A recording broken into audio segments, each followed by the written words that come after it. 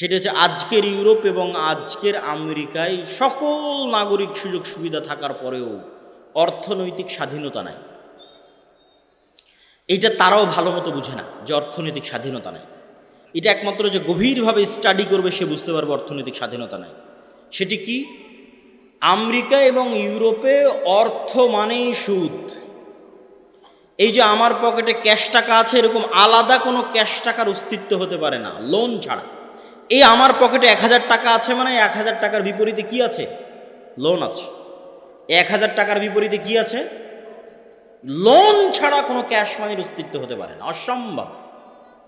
এইভাবেই ইকোসিস্টেম তৈরি করা হয়েছে ইউরোপে এবং আমেরিকায়, যে এখানে কোনো ক্যাশ মানির অস্তিত্ব হবে না লোন ছাড়া।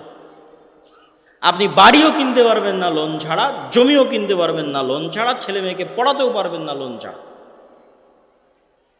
প্রত্যেকটা ধাপের পিছনে লোন আছে। এবং এই লোনের সবচেয়ে বড় ভয়ঙ্কর ফাঁদ হচ্ছে ক্রেডিট কার্ড। এখনো বাংলাদেশে বহু ব্যাংক ক্রেডিট কার্ড চালু করেছে, অসংখ্য মানুষ ক্রেডিট কার্ড ইউজ করতেছে। ক্রেডিট কার্ড মানে আপনার অ্যাকাউন্টে টাকা নাই, তবু আপনাকে বলতেছে তুমি খরচ করো, পরে তোমার বেতন থেকে কেটে নেব। কি ভয়ঙ্কর লোনের ফাঁদ!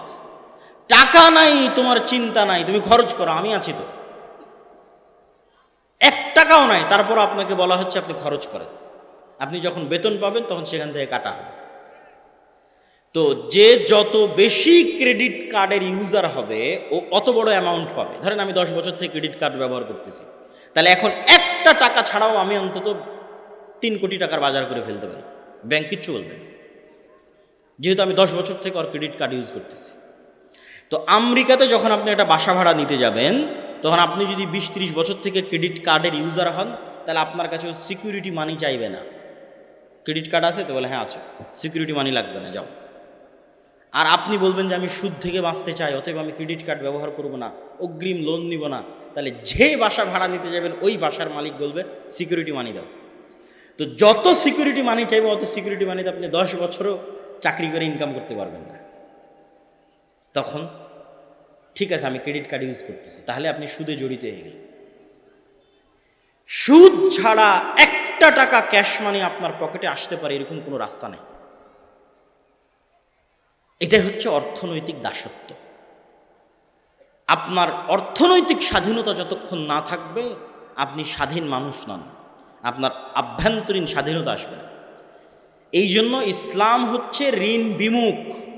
আজকে বক্তব্যের এই অংশে মা এবং বোনদের এই অংশটুকু একটু দৃষ্টি আকর্ষণ করি। ইসলামী অর্থনীতির মূলনীতি হচ্ছে ঋণ বিমুখ, অল্পে তুষ্ট। ঋণ বিমুখ, অল্পে তুষ্ট। ঋণ বিমুখ, অল্পে তুষ্ট মানে কি?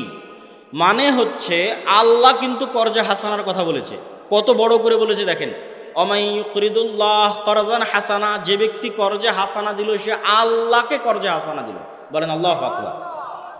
কিন্তু আপনি লোন নেওয়ার যত হাদিস আছে আল্লাহর নবীর, সব হাদিস পড়েন, কর্জে হাসানা তখনই নিতে পারবেন যখন আপনি চিকিৎসার অভাবে মরে যাচ্ছেন। তখন আপনি এসি নেওয়ার জন্য কর্জে হাসানা নেবেন, এর কোনো অস্তিত্ব ইসলামের 500,000 কিলোমিটারের মধ্যে নাই। আপনি ফ্রিজ নেওয়ার জন্য কর্জে হাসানা নেবেন, ফ্রিজ কেনার জন্য, এর অস্তিত্ব ইসলামের কয়েক লক্ষ কিলোমিটারের মধ্যে নাই। মরে যাচ্ছি, খেতে পাই না ভাই, চিকিৎসার অভাবে অপারেশনের দরকার, কর্জে হাসানা দাও। তখন যে কর্জে হাসানা দিবে ও কাকে কর্জ দিল? আল্লাহকে কর্জ দিল। মেয়ের বিবাহ দিতে পারতেছি না, টাকার অভাব, খুব সমস্যা, কর্জে হাসানা দাও। কিন্তু আপনি বলবেন যে আমার বাড়িটা মাটির তৈরি, আমি আজকে এখানে ইটের বাড়ি বানাবো, আমাকে কর্জে হাসানা দাও, এর অস্তিত্ব ইসলামের কয়েক লক্ষ কিলোমিটারের মধ্যে নেই। মানে বিলাসিতার জন্য মানুষ কর্জ নিবে, এর কোনো অস্তিত্ব ইসলামে নাই। মা এবং বোনদেরকে লক্ষ্য করে বলতেছি যে বিলাসিতার জন্য কর্জ নিবে, একটা সোফা কেনার জন্য কর্জ নিবে, একটা খাট কেনার জন্য কর্জ নিবে, মাঝেতে সব বিছিয়ে থাকে এখন খাট কিনবে, তো খাট কেনার জন্য কর্জে হাসানা নিবে, আর অস্তিত্ব ইসলামে না। সুদের উপর নেওয়া তো বহু দূরের কথা, আমি কর্জে হাসানার কথা বলেছি, কথা বুঝতে হবে আপনার। সুদের উপর নেওয়া তো বহু দূরের কথা, আপনি শপে শুয়ে থাকেন, এখন খাট কিনবেন, খাট কেনার জন্য সুদের উপর নয় কর্জে হাসানা চাইবেন, আর অস্তিত্ব ইসলামে না। এতটা ঋণ বিমুখতা ইসলাম পছন্দ করে। কেন পছন্দ করে? কর্জ মানেই হচ্ছে আপনার আত্মসম্মান নষ্ট হওয়া। আজ আপনি কর্জ করবেন, কাল পাওনাদার যখন আসবে আপনি মিথ্যা বলবেন। তারপরের দিন পাওনাদারের টাকা পরিশোধ করার জন্য অন্যায় করবেন, চুরি করবেন। তারপরের দিন আপনার ছেলেকে মিথ্যা বলানো শিখাবেন। তারপরের দিন পুরো পরিবার মিথ্যুক হয়ে যাবে। তো যে মুখে মিথ্যা বলে, যে করে দুর্নীতি, যে মিথ্যার আশ্রয় নেয়, ওর সেলফ রেসপেক্ট বলে কিছু আছে, আত্মসম্মান বলে কিছু আছে। ও ক্ষমা চায় জান্নাতে যেতে পারে, কিন্তু কোশ্চিনকালেও জাতির নেতৃত্ব দিতে পারবে না। ওর ভাগ্যে গোলামি, ওর 14 গোষ্ঠীর ভাগ্যে গোলামি। এই জন্য ইসলাম চায় না যে মানুষ লোন নিক, কর্জে হাসানা নিক। কেন? ও স্বাধীন থাক, ওর অভ্যন্তরীণ সেলফ রেসপেক্ট বাকি থাক, ওর পরিবারের আত্মমর্যাদা আত্মসম্মান বাকি থাক, মরুক মাথা উঁচু করে। এইটা হচ্ছে ইসলামের চাপ। তো আপনি লোনের উপর, সুদের উপর বিলাসী পণ্য নেবেন, মোটর সাইকেল নেবেন, এসি নেবেন, ফ্রিজ নেবেন, বহু দূরের কথা। ইসলাম এসি, ফ্রিজ, মোটর সাইকেলের মতো বিলাসী পণ্য কর্জে হাসানার ভিত্তিতে নিবে, এর অস্তিত্ব ইসলামে নেই। তাহলে এবার কল্পনা করেন যে আমেরিকা এবং ইউরোপের সমাজ ব্যবস্থা কতটা ইসলাম বিরোধী সমাজ ব্যবস্থা, আর ওখানকার মানুষ বাহ্যিকভাবে মনে করছে যে হ্যাঁ আমি স্বাধীন, কিন্তু ওর স্বাধীনতার একটা লিমিটেশন আছে, একটা এরিয়া আছে, ওইটা কোশ্চিনকালও ক্রস করতে পারবে না। কেননা ও লোনগ্রস্ত, ঋণগ্রস্ত। প্রত্যেকটা মানুষ ঋণগ্রস্ত। আমি তো এখনই দেখালাম আপনাকে যে ও লোন ছাড়া চলতে পারবে না, ও বাধ্য লোন নিতে। প্রত্যেকটা মানুষ ঋণগ্রস্ত। তো ঋণগ্রস্ত মানুষ কখনো স্বাধীন? অসম্ভব, স্বাধীন না। ফলত ওর স্বাধীনতার একটা লিমিটেশন আছে, এরিয়া আছে। ওর বাইরে গিয়েও বলতে পারবে না, ওর বাইরে গিয়েও সত্য বলতে পারবে না, ওর বাইরে গিয়েও ইসলামের কথা উচ্চারণ করতে পারবে না। করলে ওখানে গলা টিপে ধরা হবে অর্থনীতিতে। বাকি সব জায়গায় স্বাধীন, গলা টিপা হবে কোথায়? অর্থনীতি। সম্মানিত উপস্থিতি, তো আমরা আলোচনা করছিলাম, আমরা ইসলামকে সামগ্রিকভাবে বিজয়ী দেখতে চাই। বিজয়ী দেখতে চাইলে কি করতে হবে? বিজয় দেখতে চাইলে এই যে সিস্টেম, এই সিস্টেমের পরিবর্তন লাগবে। আপনি এই সিস্টেমের মধ্যে থেকেই বলবেন ভোটের মাধ্যমে ইসলাম ক্ষমতায় যাবে, এটা হয় না, এটা অসম্ভব। এবং গত 100 বছরেও হয়নি, ভবিষ্যতেও হবে না। কেননা ইসলাম ক্ষমতায় যেতে চাই পূর্ণ পাওয়ারের সাথে, পূর্ণ ক্ষমতার সাথে। যে আয়াত আজকের বক্তব্যের শুরুতে তেলাওয়াত করেছি, রাসূলুল্লাহ সাল্লাল্লাহু আলাইহি ওয়াসাল্লাম যখন মক্কায়, যখন আল্লাহর নবী মাজলুম, আল্লাহর নবীর সাহাবীরা মাজলুম, যখন সাহায্য করার কেউ নাই, তখন আবু জাহাল আল্লাহর নবীকে প্রস্তাব দিচ্ছে। কতটা লোভনীয় প্রস্তাব দেখেন, লাকুম দীনুকুম ওয়ালিয়া দীন। সরি, তখন আবু জাহাল আল্লাহর নবীকে প্রস্তাব দিচ্ছে, চলো 1 বছর তোমার আল্লাহর ইবাদত হবে, আর 1 বছর আমাদের মূর্তির ইবাদত হবে। তোমার উপর যে জুলুম হচ্ছে, অত্যাচার হচ্ছে, তোমার সাহাবীদের উপর যে জুলুম হচ্ছে, অত্যাচার হচ্ছে, সব বন্ধ হয়ে যাবে। আমরা ঐক্য জোটের মাধ্যমে রাষ্ট্র ক্ষমতা ভাগাভাগি করব। তখন আল্লাহর নবীর কোনো রাস্তা নাই, কিন্তু খুব মাজলুম অবস্থায়, খুব করুণ অবস্থায়। তখন যে কোনো মানুষ এরকম লোভনীয় প্রস্তাব গ্রহণ করে নেবে। কিন্তু আল্লাহর নবী কি বললেন? লাকুম দীনুকুম ওয়ালিয়া দীন, লা আ'বুদু মা তা'বুদুন। সূরা কাফিরুন পড়ে দেখেন, বারবার ঘুরিয়ে ফিরিয়ে বলা হচ্ছে, তোমরা যার ইবাদত করো আমি তার ইবাদত করতে পারবো না। তোমার দিন তুমি পালন করো, আমার দিন আমাকে পালন করতে দাও। এর আড়ালে আরেকটা কথা লুকিয়ে আছে, সেটা হচ্ছে এখন তোমার সাথে কোনো কম্প্রোমাইজে যাচ্ছি না। তোমার দিন তুমি পালন করো, আমার দিন আমাকে পালন করতে দাও। আমি মুহাম্মদ যেদিন মক্কার ক্ষমতায় যাব, সেদিন একক পূর্ণাঙ্গ শতভাগ ক্ষমতায় যাব, কারোর সাথে কম্প্রোমাইজ করে না। 1 বছর আল্লাহর ইবাদত হবে, আর 1 বছর মূর্তির ইবাদত হবে, এই কম্প্রোমাইজ করে আমি ক্ষমতায় আসবো না। তো ঠিকই 10-15 বছর পর উনি যখন মক্কা বিজয় করেছে, তখন কি কোনো কম্প্রোমাইজ করে না? একচ্ছত্র আধিপত্য, একচ্ছত্র আধিপত্য। ইসলামকে আপনি ক্ষমতায় নিয়ে যাবেন কম্প্রোমাইজ করে, এটা হতে পারে না। আপনি স্বাভাবিক রাজনৈতিক দল হিসেবে বলতে পারেন যে অমুক রাজনৈতিক দল ভালো, অমুককে ভোট দিলে দেশ ভালো চলবে, এটা ভিন্ন কথা। কিন্তু অমুককে ভোট দিলে ইসলাম ক্ষমতায় যাবে, এটা কাল্পনিক, এটা সুদূর প্রসারী পরিকল্পনা, আকাশ কুসুম কল্পনা সামনে। তাহলে ভাই কিভাবে ইসলাম ক্ষমতায় যাবে? মাসিক আল ইতিসামের নভেম্বরের সম্পাদকীয় লেখা আছে, ইসলামের সামগ্রিক বিজয় যেভাবে সম্ভব। এটাই আজকের বক্তব্যের বিষয়বস্তু। ভূমিকা অনেক লম্বা হয়ে গেল, 4টে পয়েন্ট উল্লেখ করা আছে। এই 4-5টা পয়েন্ট আমি একটা করে পয়েন্ট বলবো, ব্যাখ্যা করব, তারপরে বক্তব্য শেষ করে দেব। আপনাদের ধৈর্যের কামনা করছি, অধৈর্য হবেন। আমি কখনোই চাই না যে আপনারা অধৈর্য হন বা আপনারা উঠে যান। মনোযোগ দিয়ে বক্তব্যের শেষ পর্যন্ত শোনেন, ইনশাল্লাহ কোনো ক্ষতি হবে না, উপকার হবে ইনশাল্লাহ।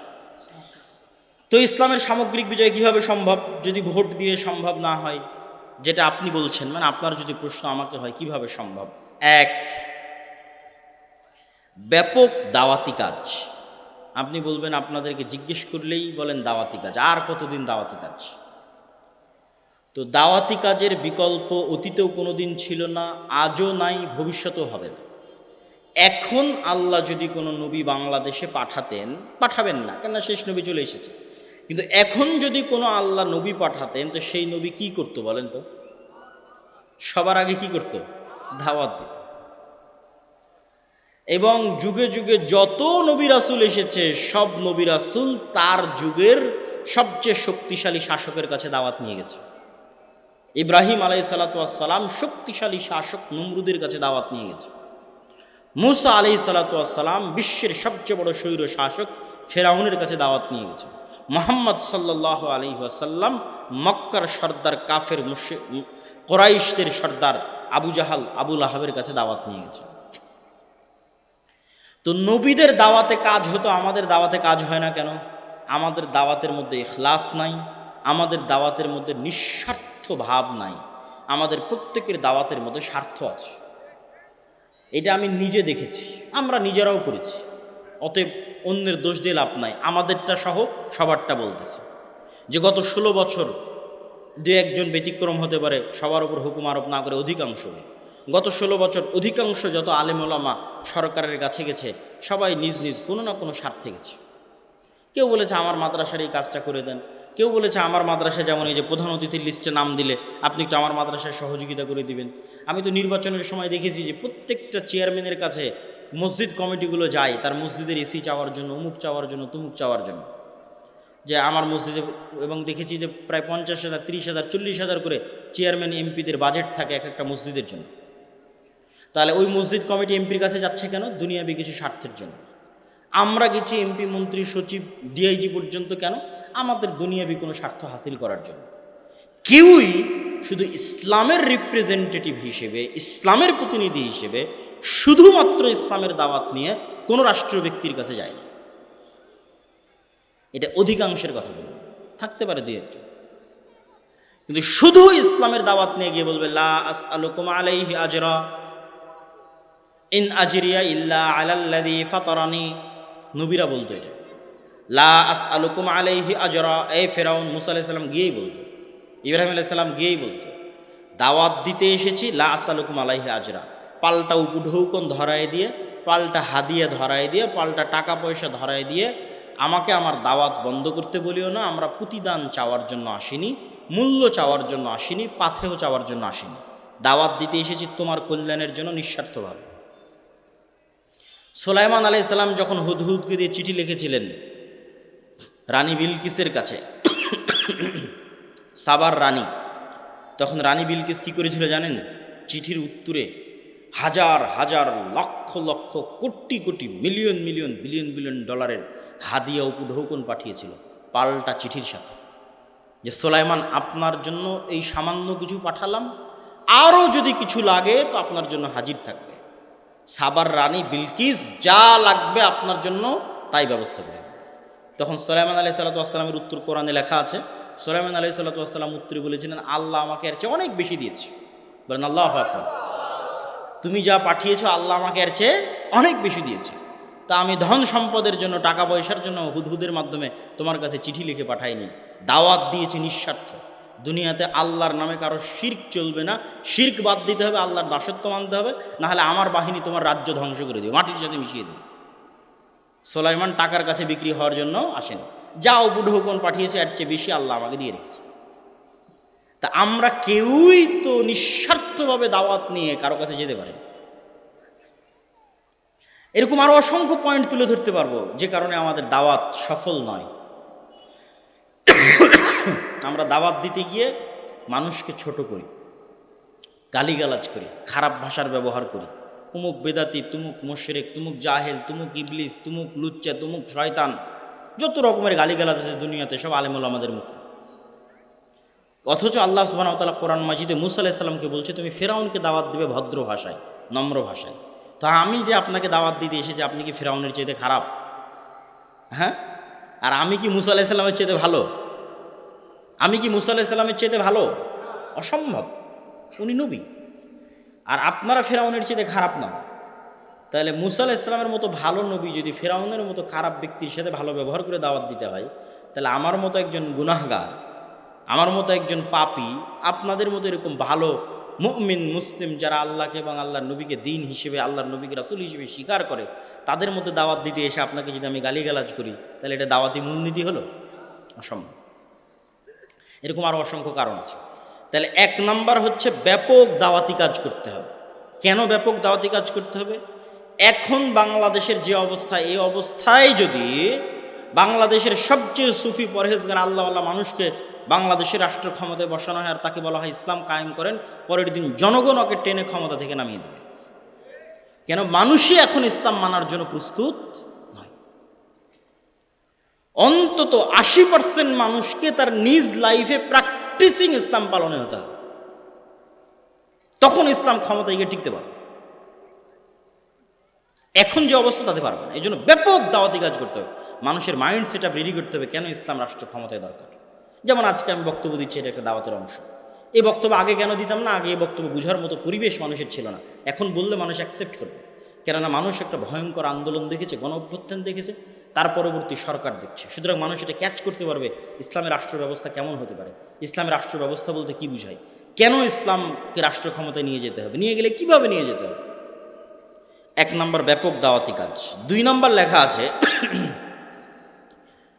সমাজ ও দেশের সাথে সম্পৃক্ত থাকা। সমাজ ও দেশের সাথে সম্পৃক্ত থাকা অর্থ কি? আমাদের নবী মুহাম্মদ সাল্লাল্লাহু আলাইহি ওয়াসাল্লাম পড়াও জানতেন না, লেখাও জানতেন না। জানতেন না। তো আমার নবী মুহাম্মদ সাল্লাল্লাহু আলাইহি ওয়াসাল্লাম পড়ালেখা জানতেন না মানে তিনি ঘরে বসে গবেষণা করতেন না, ঘরে বসে বই লিখতেন না। তাহলে কি করতেন? আল্লাহর কাছ থেকে কোরআন রিসিভ করতেন আর সারা দিন মানুষের সুখ দুঃখ কষ্ট বিপদ আপদ সমস্যার পাশে থাকতেন। তথা মদিনাবাসীর সাথে মক্কাবাসীর সাথে মুহাম্মদ সাল্লাল্লাহু আলাইহি ওয়াসাল্লাম বরাবর সমানে সমান।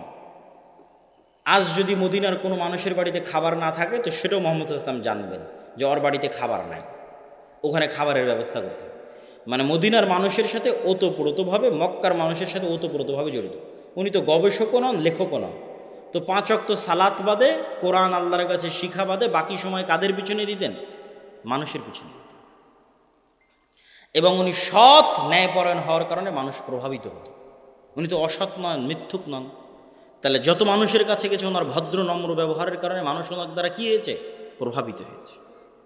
আবু সুফিয়ান রাদিয়াল্লাহু তাআলা আনহু যখন তার কাছে ইসলাম গ্রহণ করেছে, তাকে মাথা নত করে ইসলাম গ্রহণ করতে হয়েছে। কেননা মুহাম্মদ সাল্লাল্লাহু আলাইহি ওয়াসাল্লামের উন্নত চরিত্র সম্পর্কে আবু সুফিয়ান জানে। মুহাম্মদ সাল্লাল্লাহু আলাইহি ওয়াসাল্লামের চরিত্র নিষ্কলুষ, কোনোদিন মিথ্যা বলেনি, কোনোদিন মানুষের সাথে অন্যায় করেনি।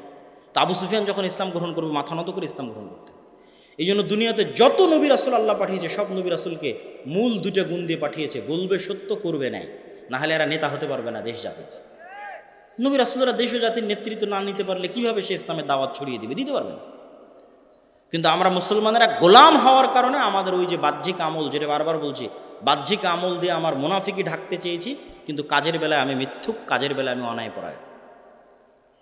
সুতরাং আমাদের দিয়ে মুক্তি হবে না। তাহলে সমাজ ও দেশের সাথে সম্পৃক্ত থাকা। আজকের আফগানিস্তানে যারা ইসলামকে ক্ষমতায় নিয়ে এসেছে, এরা খুব কঠিনভাবে সমাজের মানুষের সাথে সম্পৃক্ত ছিল। গত 20 বছর, 30 বছর, 40 বছর যাবৎ সমাজের মানুষের সাথে সম্পৃক্ত। কিন্তু আমরা আলেম ওলামারা, আমি নিজেও, আমাদের মতো এরকম শত শত আলেম ওলামা, মসজিদ মাদ্রাসা, এরা সমাজ থেকে টোটালি ডিসকানেক্টেড। এরা মসজিদের 4 দেওয়ালের মধ্যে সীমাবদ্ধ, মাদ্রাসার 4 দেওয়ালের মধ্যে সীমাবদ্ধ, লেখালেখি গবেষণার মধ্যে সীমাবদ্ধ, লাইভ ভিডিওর মধ্যে, ইউটিউবের মধ্যে, ফেসবুকের পোস্টের মধ্যে সীমাবদ্ধ। সমাজের মানুষের সাথে এদের কোনো প্রকার সম্পর্ক, লেনা দেনা, উঠা বসা নাই। তাহলে সে কিভাবে ইসলামকে সামগ্রিকভাবে বিজয়ী করবে? করতে পারবে না, অসম্ভব, করা সম্ভব নয়। কিন্তু এখন সুবর্ণ সুযোগ। গত 16 বছর দলীয় রাজনীতির উপর ভিত্তি করে ক্ষমতার ভারসাম্য রক্ষা হয়েছে। এখন দলীয় দাপট আছে? নাই। তাহলে ক্ষমতার জায়গা শূন্য। গ্রামে গ্রামে ক্ষমতার জায়গা কি? শূন্য। আগে গ্রামে ক্ষমতার জায়গা তো অমুক নির্দিষ্ট দলের অমুক নেতা, ও একাই ক্ষমতাশীল। এখন ক্ষমতার জায়গা শূন্য। এখন মসজিদ, মাদ্রাসা, আলেম ওলামা তারা যদি সমাজের মানুষের সাথে প্রচুর পরিমাণে উঠা বসা করে, 2 বছর যদি উঠা বসা করে, 3 বছরের তৃতীয় বছরের দিন থেকে 6 মাস উঠা বসা করলে 7ম মাসের দিন থেকে যদি ওই আলেম যোগ্য নেতৃত্ব দেওয়ার যোগ্যতা সম্পূর্ণ হয়, মানে সত্যবাদী ন্যায়পরায়ণ হয়, টাকার কাছে বিক্রি না হয়, আলেম ওলামাদের এই যোগ্যতা লাগবে, নাহলে কিন্তু পারবে না। তাহলে দেখবেন 7ম মাস থেকে মানুষজন বিচার সালিশ হুজুরের কাছে নিয়ে গেছে। পরের দিন থেকে দেখবেন বিচার সালিশ মাদ্রাসাতে হচ্ছে। একই ঘটনা আফগানিস্তানে ঘটেছিল। আলেম ওলামারা যখন তাদের এই সত্যবাদিতার ন্যায়পরায়ণতা নিয়ে মানুষের সাথে মিশে গেছে, তখন 6 মাস, 7 মাস, 5 বছর, 10 বছর পর মানুষ বলছে কি মেম্বার, কি চেয়ারম্যান, বিচার সালিশ মাদ্রাসায় হবে, মাদ্রাসার প্রিন্সিপাল বিচার সালিশ করে। এইভাবে হচ্ছে ক্ষমতার পালা বদল হয়, মানে ক্ষমতার স্টেক হোল্ডার আপনি হয়ে যান মানুষের অজান্তে, মানুষের অবুঝে। এই জন্য মসজিদ মাদ্রাসাকে অ্যাক্টিভ হতে হবে, সমাজের মানুষের সাথে সম্পৃক্ত হতে হবে। 3 নাম্বার, শক্তিশালী প্রতিষ্ঠান প্রতিষ্ঠা করা। এখন যারা ক্ষমতায় আছে তারা কি ভোটের মাধ্যমে ক্ষমতায় এসেছে? তারা ভোটের মাধ্যমে ক্ষমতায় আসেনি। তাহলে কিভাবে ক্ষমতায় আসলো? যখন একটা নির্ধারিত শক্তিশালী সরকার বিদায় নিয়েছে, তখন ওই দেশে যে শক্তিশালী প্রতিষ্ঠানগুলো আছে অটোমেটিক ওরা ক্ষমতার মালিক হয়ে যায়। আপনি চাইলেও মালিক হবে, না চাইলেও মালিক হবে। যেমন বাংলাদেশের সবচেয়ে শক্তিশালী প্রতিষ্ঠান হচ্ছে সেনাবাহিনী।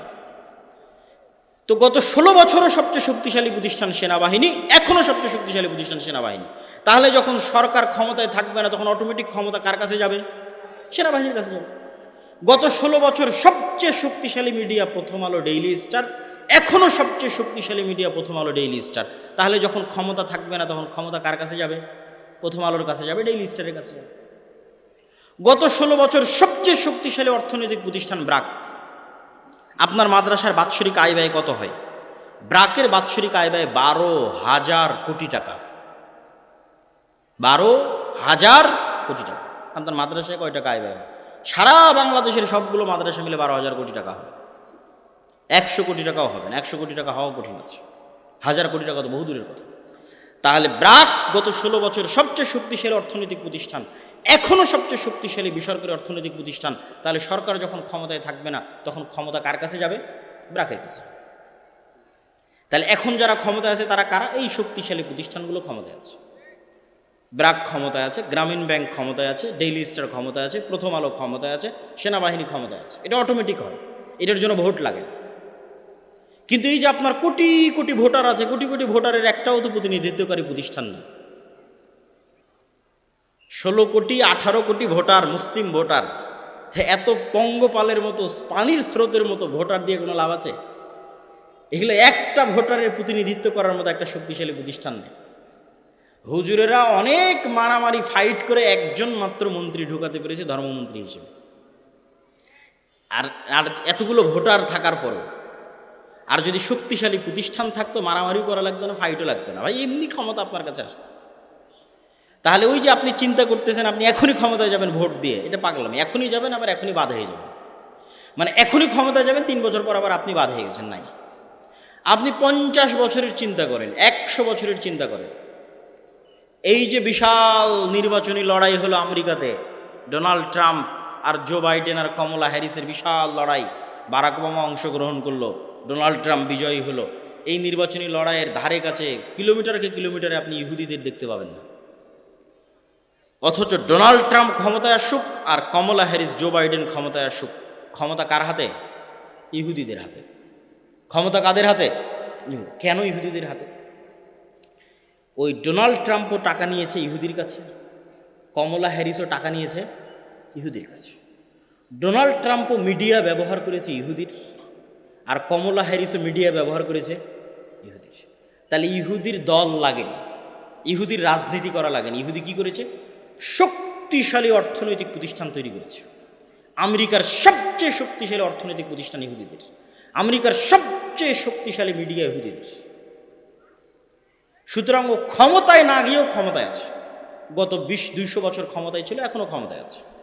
ইহুদি বিরোধী কোনো আইন, কোনো কার্যক্রম আমেরিকায় হতে পারবে না, যেই ক্ষমতায় আসুক না। কেন? ও ইহুদির টাকা নিয়ে ক্ষমতায় গেছে, ইহুদির মিডিয়া ব্যবহার করে ক্ষমতায় গেছে।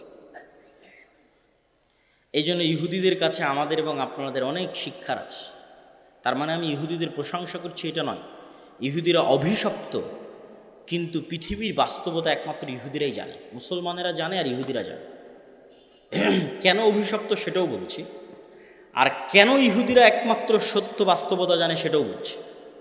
এইটা বলে আমি বক্তব্যের শেষের দিকে চলে যাব। আপনাদের অধৈর্য আমি কামনা করছি না, প্লিজ কেউ উঠবেন না, হাঁটাহাঁটি করবেন না, যেভাবে আছেন সেভাবে বসে থাকেন। আপনি অধৈর্য হওয়ার আগে বক্তব্য শেষ করে দেবো ইনশাল্লাহ। পৃথিবীর বাস্তবতা জানে আর কেন তারা অভিশপ্ত। আল্লাহ নিজে কোরআন মাজিদে বলেছে যে খ্রিস্টানরা হচ্ছে পথভ্রষ্ট, এরা কিচ্ছু জানে না। আপনি ইহুদিদেরকে না দেখলে পৃথিবীর কিছু দেখেননি। কেন কিছু দেখেননি? এখানকার একটা যুবক ছেলে যেমন বিড়ি সিগারেট মদ জুয়া আড্ডায় ব্যস্ত থাকে, এ উঠে গিয়ে যদি আর এক খ্রিস্টানের সাথে উঠা বসা করে, তো ওই খ্রিস্টানও মদ জুয়া আড্ডায় ব্যস্ত থাকে। সুতরাং এ পৃথিবীতে পার্থক্য করতে পারবে না, দেখবে সবাই তো আমার মতো। জাপান যাবে, কোরিয়া যাবে, হয়তো এতটুকু দেখতে পারে যে আমার চাইতে ওরা রোবোটিক মেশিনের মতো কাজ করতেছে, কিন্তু আর কোনো পার্থক্য দেখতে পাবে না। দেখবে রোবোটিক মেশিনের মতো কাজ করার পরে ওরাও ওই মদ জুয়া আড্ডা অবৈধ সম্পর্কে ব্যস্ত, আমিও মদ জুয়া আড্ডা অবৈধ সম্পর্কে ব্যস্ত। ও ধাক্কা খাবে কখন? ধাক্কা খাবে যদি কোনো ইহুদির সাথে কোনো দিন দেখা হয়, কোনো ইহুদি পরিবারের সাথে যদি কোনো দিন দেখা হয়, ধাক্কা খাবে, খেতে হবে। যেমন আপনাকে দুই একটা বলি, আমি নিজে বাস্তবে চোখে দেখে এসেছি, এই জন্য বলছি। আমরা মুসলমানেরা 2% দাড়ি রাখি না, ইহুদিরা 90% দাড়ি রাখে। 90% ইহুদি দাড়ি রাখে, এবং দাড়ি রাখার জন্য চুল পরিমাণ দ্বিধাও করে না যে দাড়ি রাখলে কে আমাকে জঙ্গি বলবে আর কে সন্ত্রাসী বলবে, আর ধারে কাছেও নাই। ওর দিন ওকে কট্টরভাবে মানতে হবে, এতে চুল পরিমাণ ছাড় দেওয়া যাবে না, না হলে ও মরে যাবে, পরাধীন হয়ে যাবে, গোলাম হয়ে যাবে, দাস হয়ে যাবে। ওতে মরবে কিন্তু দিনে চুল পরিমাণ ছাড় দেবে। ও দিনের ওপর কট্টর কত ইহুদিরা, তার একটা উদাহরণ দেয় আপনি। এমন কোনো ইহুদি রেস্টুরেন্ট পাবেন না যে ইহুদি রেস্টুরেন্টে ইহুদি হুজুরকে চাকরি দিয়ে রাখা নাই। যেমন আপনার এলাকায় গ্রামগঞ্জে রেস্টুরেন্ট আছে, তো যে পরাটা তৈরি করবে তার জন্য লোক আছে, চুলা জাল দিবে তার জন্য লোক আছে, থালি বাসন ধুবে তার জন্য লোক আছে। তো প্রত্যেকটা ইহুদি রেস্টুরেন্টে খালি একজন হুজুর আছে, আর কোনো কাজ নাই। ও থালি বাসনও ধুবে না, ও হচ্ছে ওই পেঁয়াজ মরিচও কাটবে না। ওই ইহুদি হুজুরের চাকরি হচ্ছে খালি দেখবে হালাল হচ্ছে কিনা। কি বুঝলেন? দিনের বিষয়ে কতটা কট্টর ইহুদিরা, যে প্রত্যেকটা ইহুদি রেস্টুরেন্টে একজন ইহুদি হুজুরকে চাকরি দেওয়া আছে, ইহুদি রাবাইকে চাকরি দেওয়া আছে। সে বসে থেকে, চেয়ারে বসে থেকে খালি দেখবে রান্নার প্রসেস হালাল আছে কিনা। প্রথম চুলাটা হুজুর জ্বালিয়ে দিবে, ডিম ভেঙে দিবে হুজুর, মুরগি জবাই করে দিবে হুজুর, সকল প্রসেস হালাল অনুযায়ী হচ্ছে কিনা তা পর্যবেক্ষণ করবে হুজুর। এর বাইরে হুজুরের কোনো কাজ নাই। শুধু এই একটা কাজের জন্য প্রত্যেকটা রেস্টুরেন্টে বেতনভুক্ত ইহুদি রাবাই আছে। তাহলে ওর দিনের প্রতিও কত কট্টর হতে পারে, আপনি কল্পনা করতে পারবেন না কত কঠোর হতে পারে। তাহলে আব্দুল্লাহ ভাই, ইহুদিদেরকে যে আল্লাহ অভিশপ্ত বলেছে, ইহুদিরা অভিশপ্ত কেন সেটাও বলছি। আমরা মুসলমানেরা সত্য জানি, ইহুদিরা সত্য জানে। পৃথিবীতে আর কেউ সত্য জানে না। পৃথিবীতে জাপান, কোরিয়া, চায়না, খ্রিস্টান এমনি পাগল, এদেরকে ইবলিস শয়তান পাগল বানিয়ে রেখেছে, উল্লু বানিয়ে রেখেছে। এরা হচ্ছে পশু প্রাণীর মতো, দুনিয়াতে এসেছে, খাবে দাবে চলে যাবে। ইহুদিরা সত্য জানে, মুসলমানেরা সত্য জানে। মুসলমানেরা সত্য জানে, পাশাপাশি মুসলমানেরা চায় এই সত্যটা পৃথিবীর সব মানুষ জানুক, আর এই সত্যের উপর পৃথিবীর সব মানুষ আমল করুক। আমি একজন মুসলমান হিসেবে জানি মদ খারাপ, জুয়া খারাপ। তো আমি চাই একজন হিন্দুর ছেলেও যেন মদ না খায়, জুয়া না খেলে। মানে আমি একজন হিন্দুর জন্য কল্যাণকামী, হিন্দুর ছেলেও যেন মদ না খায়, জুয়া না খেলে। এবার এই সত্যটা ইহুদি জানে, মদ খারাপ, জুয়া খারাপ। কিন্তু ইহুদি চায় যে আমার ছেলে মেয়েরা কোনোদিন মদ খাবে না, কোনোদিন জুয়া খেলবে না, আর সারা পৃথিবীর প্রত্যেকটা মানুষ যেন মাদকাসক্ত হয়, প্রত্যেকটা মানুষ যেন জুয়ার নেশায় আসক্ত হয়। তার জন্য কি করা লাগবে তা আমি করব।